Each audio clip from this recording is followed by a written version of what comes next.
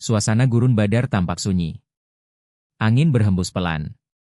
Di kejauhan terlihat pasukan kecil Muslim yang jumlahnya hanya 313 orang, bersiap menghadapi pasukan Quraisy yang berjumlah 1.000 orang, dengan kuda, baju besi, dan perlengkapan lengkap. Bagaimana mungkin pasukan kecil ini menang? Bagaimana mungkin sejarah berubah dari sebuah pertempuran yang begitu timpang? Inilah Perang Badar, pertempuran yang mengubah arah sejarah dunia Islam selamanya. Untuk memahami Perang Badar, kita harus menelusuri situasi sebelum perang. A. Tekanan Quraisy terhadap Muslimin. Harta benda kaum Muhajirin dirampas ketika mereka hijrah ke Madinah. Boikot ekonomi dan permusuhan Quraisy belum berakhir meskipun umat Islam telah berpindah tempat. B. Faktor ekonomi dan politik. Quraisy takut kekuatan Islam di Madinah semakin bertambah. Abu Sufyan memimpin kafilah dagang besar dari Syam, membawa kekayaan Quraisy. C. Tujuan awal Rasulullah Shallallahu Alaihi Wasallam. Bukan untuk berperang besar, tetapi untuk memulihkan hak kaum Muslim yang dirampas. Namun Abu Sufyan yang licik meminta bantuan Quraisy sehingga perang besar tidak dapat dihindari. D. Persiapan pasukan Quraisy. 1.000 prajurit. 600 baju zirah. 100 kuda perang. Persenjataan lengkap. Makanan, nyanyian, dan semangat balas dendam. Sementara itu, Rasulullah Shallallahu Alaihi Wasallam hanya memiliki 313 orang dengan perlengkapan sangat minim. A. Komposisi pasukan Muslim. Total 313 prajurit. 82 Muhajirin. 231 Ansyar. Kuda hanya 2 ekor. Unta 70 ekor dipakai bergantian. B. Kepemimpinan Rasulullah Shallallahu Alaihi Wasallam. Beliau bermusyawarah dengan para sahabat, dan kaum Ansyar menyatakan kesetiaan penuh. Ucapan Sa'id bin Mu'adz. Kalau engkau perintahkan kami menyebur ke lautan, kami akan ikut bersamamu. Ibnu Hisham. C. Penempatan pasukan. Rasulullah Shallallahu Alaihi Wasallam menerima saran Hubab bin Mundhir untuk memilih posisi taktis dekat sumber air. Ini menjadi keputusan yang sangat menentukan.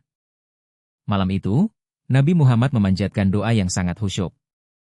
Ya Allah, jika pasukan ini hancur, tidak ada lagi yang akan menyembah Allah di muka bumi. Hadis riwayat Muslim. Para sahabat melihat keteguhan beliau dan semakin yakin bahwa kemenangan tidak diukur dari jumlah. Hujan turun di malam itu. Medan di tempat Muslim mengeras memudahkan bergerak. Medan di tempat Quraisy menjadi becek menghambat pasukan. Ini adalah skenario kemenangan yang Allah siapkan. Dua pasukan saling berhadapan. Duel pembuka. Hamzah bin Abdul Muthalib versus Utbah. Ali bin Abi Thalib versus Walid. Ubaidah bin Harits versus Syaibah. Duel dimenangkan pasukan Muslim. Ini menaikkan moral pasukan. Strategi Perang Badar. A. Disiplin barisan. Sahabat dirapikan barisannya oleh Nabi, menandakan kekuatan organisasi. B. Posisi taktis. Muslim berada di tempat tinggi, dekat sumber air. Quraisy berada di tanah yang gembur dan lembek. C. Instruksi Rasulullah. Jangan menyerang sebelum diperintah. Lempar tombak jika musuh sudah sangat dekat. Serang barisan depan, jangan terpancing oleh provokasi. Ini membuat pasukan yang sedikit menjadi sangat efektif. Ketika pertempuran memuncak, Allah menurunkan bantuan. Sungguh Allah telah menolong kalian di Badar, padahal kalian ketika itu dalam keadaan lemah. Ali Imran 123. Aku akan membantu kalian dengan 1.000 malaikat yang datang berturut-turut. Al-Anfal 9. Para sahabat merasakan kehadiran pertolongan gaib ini. Riwayat menyebut malaikat menandai musuh dengan pukulan. Pasukan Muslim menyerang dengan penuh keyakinan. Prajurit Quraisy mulai kacau, terutama setelah beberapa pemimpin mereka tewas.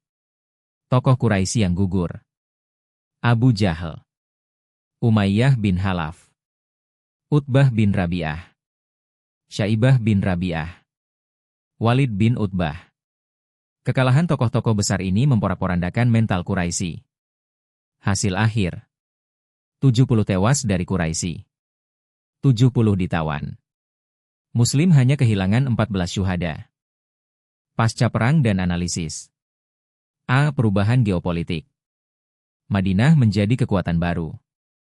Quraisy mulai takut dan kehilangan wibawa. Suku-suku Arab mulai melihat Islam sebagai kekuatan yang akan menang.